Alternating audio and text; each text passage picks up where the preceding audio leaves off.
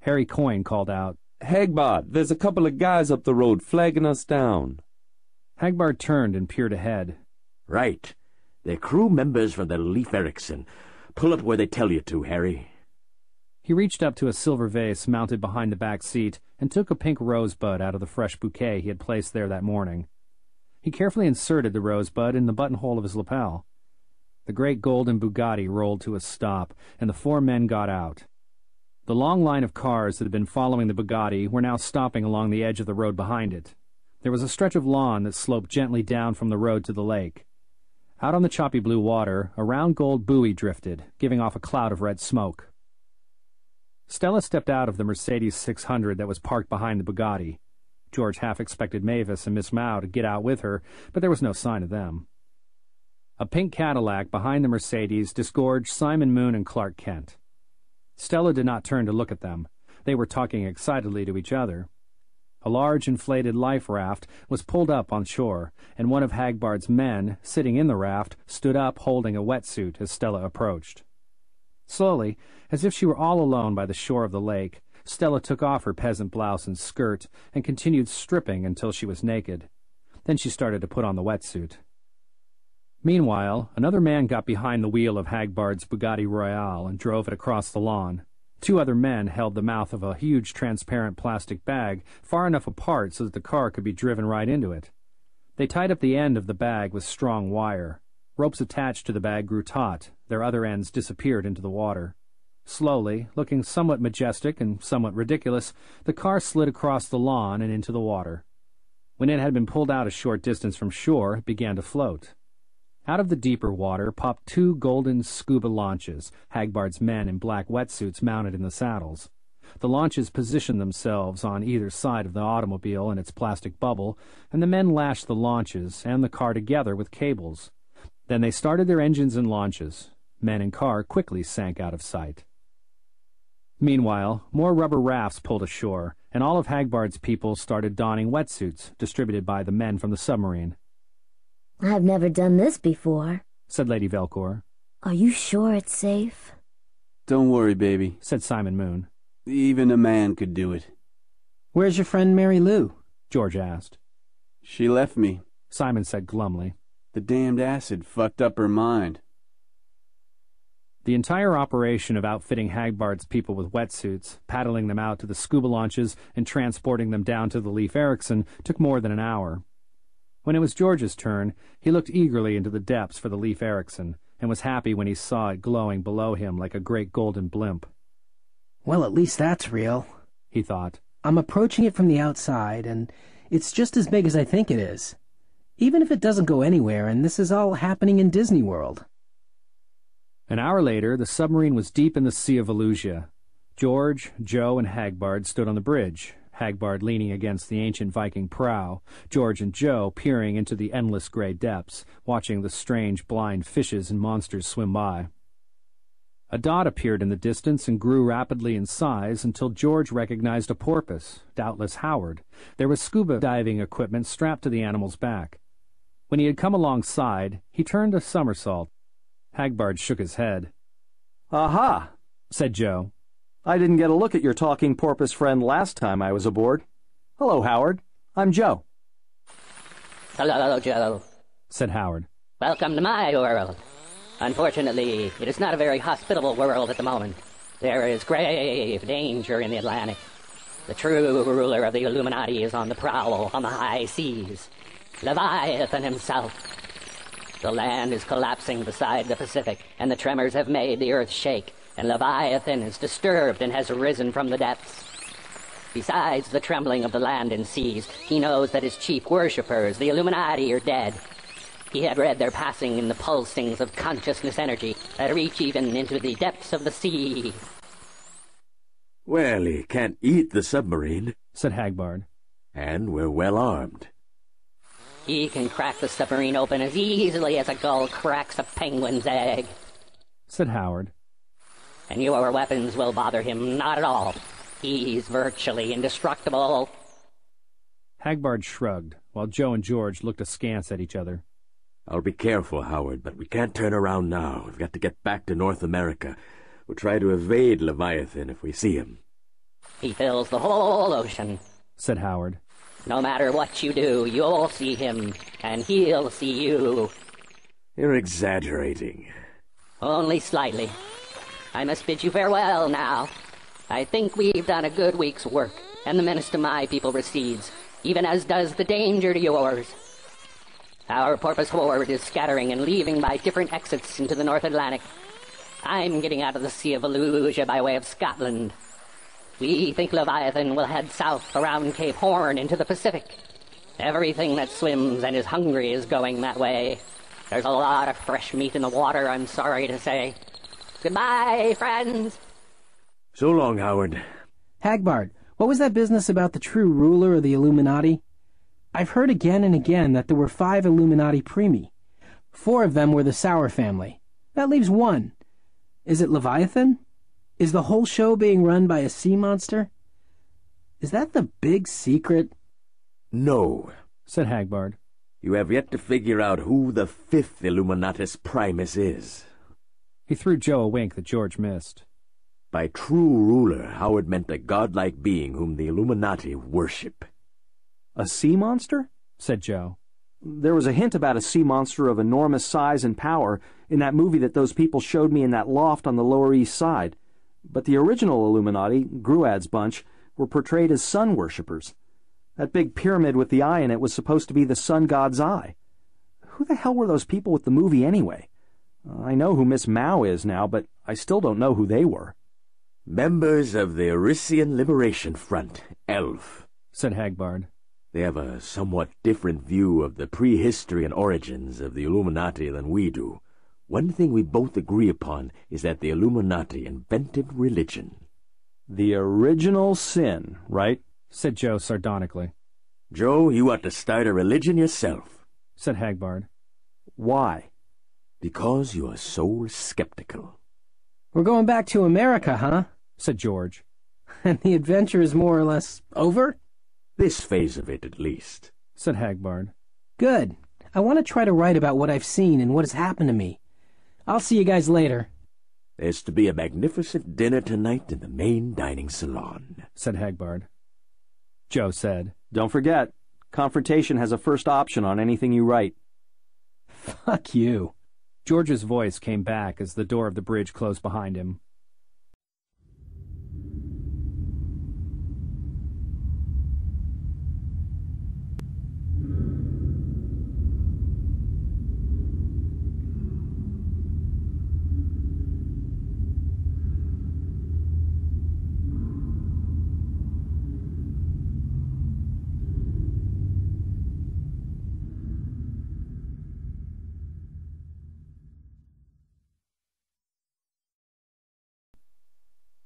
Come in, said George. The stateroom door opened and he put down his pen. It was Stella. We have a little problem, don't we, George? She said, coming into the room and sitting beside him on the bed. I think you're angry at me. She went on, putting her hand on his knee. You feel like this identity of mine is a sham, so, in a sense, I was deceiving you. I've lost you and Mavis both, said George. You're both the same person, which means you're really neither. You're immortal. You're not human, and I don't know what you are. Suddenly he looked at her hopefully. Unless that was all a hallucination last night. Could it have been the acid? Can you really change into different people?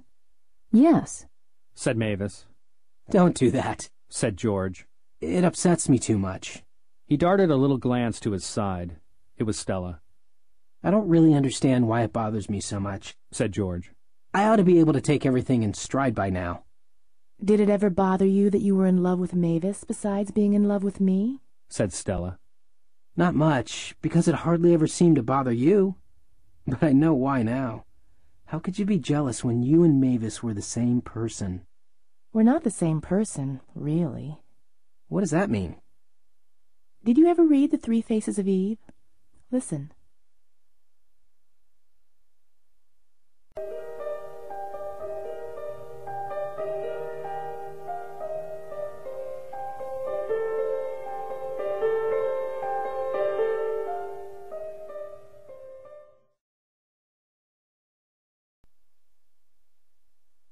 Like all the best love stories, it began in Paris. She was well known as a Hollywood actress and was actually an Illuminatus. He was becoming fairly famous as a jet-set millionaire and was actually a smuggler and anarchist. Envision Bogart and Bergman in the flashback sequences from Casablanca. It was like that, a passion so intense, a Paris so beautiful, recovering from the war it had been slipping toward in the Bogart-Bergman epic. A couple so radiant that any observer with an eye for nuance would have foretold a storm ahead. It came the night he confessed he was a magician and made a certain proposal to her. She left him at once. A month later, back in Beverly Hills, she realized that what he had asked her was her destiny. When she tried to find him, as often happened with Hagbard Chelene, he had dropped from public view, leaving his businesses in other hands temporarily, and was in camera. A year later, she heard that he was again a public figure, hobnobbing with English businessmen of questionable reputation and even more dubious Chinese import-export executives in Hong Kong. She violated her contract with the biggest studio in Hollywood and flew to the Crown Colony, only to find he had dropped from sight again, while his recent friends were being investigated for involvement in the heroin business. She found him in Tokyo, at the Imperial Hotel. "A year ago, I decided to accept your proposal," she told him. "But now, after Hong Kong, I'm not so sure." Thelema, he said, facing her across a room that seemed designed for Martians.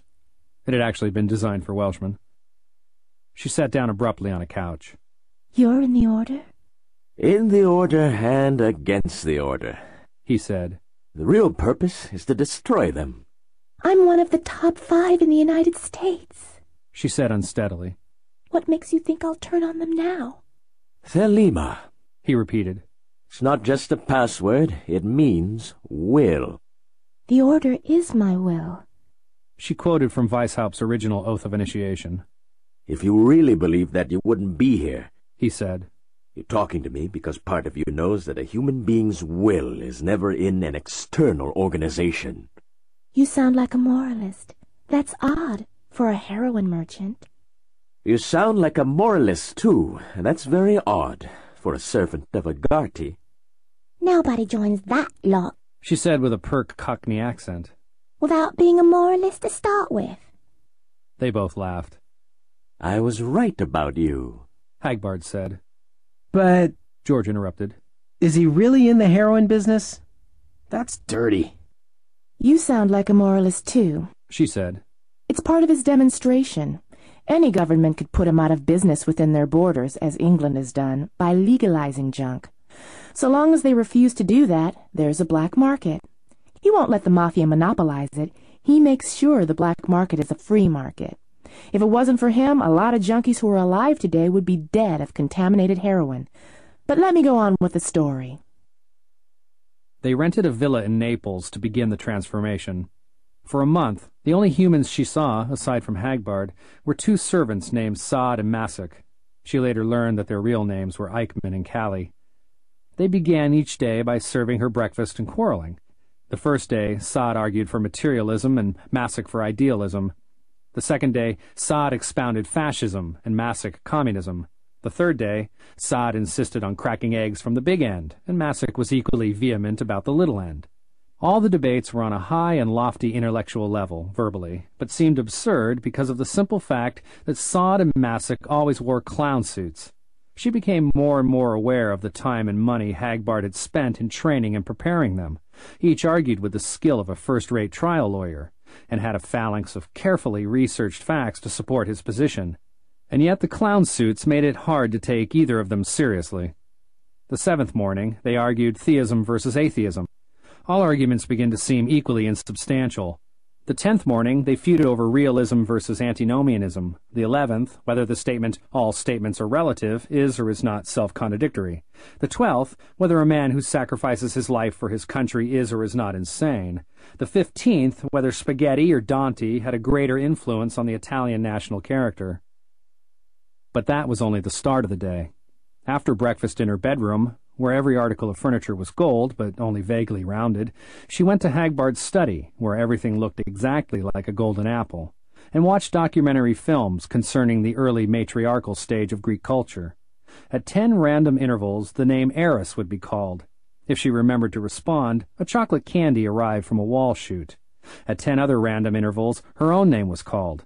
If she responded to this, she received a mild electric shock. After the 10th day, the system was changed and intensified. The shock was stronger if she responded to her previous name, whereas if she responded to Eris, Hagbard immediately entered and bawled her. During lunch, which always ended with a golden apple strudel, Gally and Eichmann danced for her, a complex ballet which Hagbard called hodgepodge. As many times as she saw this, she never was able to determine how they changed costumes at the climax, in which Hodge became Podge and Podge became Hodge. In the afternoon, Hagbard came to her suite and gave lessons in yoga, concentrating on pranayama with some training in asana. The important thing is not being able to stand so still that you can balance a saucer of sulfuric acid on your head without getting hurt, he stressed. The important thing is knowing what each muscle is doing if it must be doing something. In the evenings, they went to a small chapel that had been part of the villa for centuries. Hagbard had removed all Christian decorations and redesigned it in classical Greek, with a traditional magic pentagram on the floor. She sat, in the full lotus, within the internal pentagon, while Hagbard danced insanely around the 5 points. He was totally stoned, calling upon Eris. Some of what you're doing seems scientific, she told him after 5 days. But some is plain damn foolishness. If the science fails, he replied, the damn foolishness may work. But last night you had me in that pentagon for 3 hours while you called on Eris, and she didn't come. She will, Hagbard said darkly. Before the month is over. We're just establishing the foundation this week, laying down the proper lines of word and image and emotional energy. During the second week, she was convinced Hagbard was quite mad as she watched him prance and caper like a goat around the 5 points, shouting, "Eo Eris! Eo Eris! Eris!" in the flickering candlelight and amid the heavy bouquet of burning incense and hemp. But at the end of that week, she was responding to her former name exactly 0% of the time, and responding to Eris exactly 100% of the time. The conditioning is working better than the magic, she said on the 15th day. Do you really think there's a difference? He asked curiously. That night she felt the air in the chapel change in a strange way during his dancing invocations. Something's happening, she said involuntarily, but he replied only, "Quiet," and continued more loudly and insanely to call upon Eris. The phenomenon, the tingle, remained, but nothing else happened. What was it? She asked later. Some call it Orgon, and some call it the Holy Ghost, he said briefly. Weishaupt called it the Astral Light. The reason the Order is so fucked up is that they've lost contact with it. The following days, Sod and Masik argued whether God was male or female, whether God was sexed at all or neutral, whether God was an entity or a verb, whether R. Buckminster Fuller really existed or was a technocratic solar myth, and whether human language was capable of containing truth. Nouns, adjectives, adverbs, all parts of speech were losing meaning for her as these clowns endlessly debated the basic axioms of ontology and epistemology. Meanwhile, she was no longer rewarded for answering to the name Eris, but only for acting like Eris, the imperious and somewhat nutty goddess of a people as far gone in matriarchy as the Jews were in patriarchy. Hagbard, in turn, became so submissive as to border on masochism. This is ridiculous, she objected once. You're becoming effeminate. Eris can be somewhat adjusted to modern notions of decorum after we've invoked her, he said calmly. First, we must have her here. My lady, he added obsequiously. I'm beginning to see why you had to pick an actress for this, she said a few days later, after a bit of method business had won her an extra reward. She was, in fact, beginning to feel like Eris as well as act like her. The only other candidates, if I couldn't get you, were 2 other actresses and a ballerina, he replied. Actually, any strong-willed woman would do, but it would take much longer without previous theatrical training. Books about matriarchy began to supplement the films. Diner's Mothers and Amazons, Bachofen, Engels, Mary Renault, Morgan, Ian Suddy's The Origins of Love and Hate. Robert Graves in Horse Doctor's Doses, the White Goddess, the Black Goddess, Hercules my shipmate, Watch the North Wind Rise. She began to see that matriarchy made as much sense as patriarchy. Hagbard's exaggerated deference toward her began to appear natural. She was far gone on a power trip. The invocations grew wilder and more frantic. Sod and Masik were brought into the chapel to assist with demonic music performed on a tom-tom and an ancient Greek pipe. They ate hashish cakes before the invocation now, and she couldn't remember afterward exactly what had happened. The voice of the male called upward to her. Mother, Creator, Ruler, come to me. Io, Eris, come to me. Io, Eris, Eris, come to me. Ave Discordia, Ave Magna Mater, Venerandum Vente Vente. Io, Eris, Elandras, Io, Eris, Elepcalis. Thou bornless, ever reborn one, thou deathless, ever dying one, come to me as Isis, and Artemis, and Aphrodite, come as Helen, as Hera, come especially as Eris. They were back in the chapel. A whole day must have passed, and she sat immobile in full lotus, doing the pranayama breathing, while he danced and chanted. And the weird music of the pipe and the tom-tom worked on her every conditioned reflex that told her she was not American but Greek, not of this age but of a past age, not woman but goddess. The white light came as a series of orgasms and stars going nova. She half felt the body of light coming forth from the body of fire, and all three of them were sitting by her bed, watching her gravely as sunlight came flowing through the window.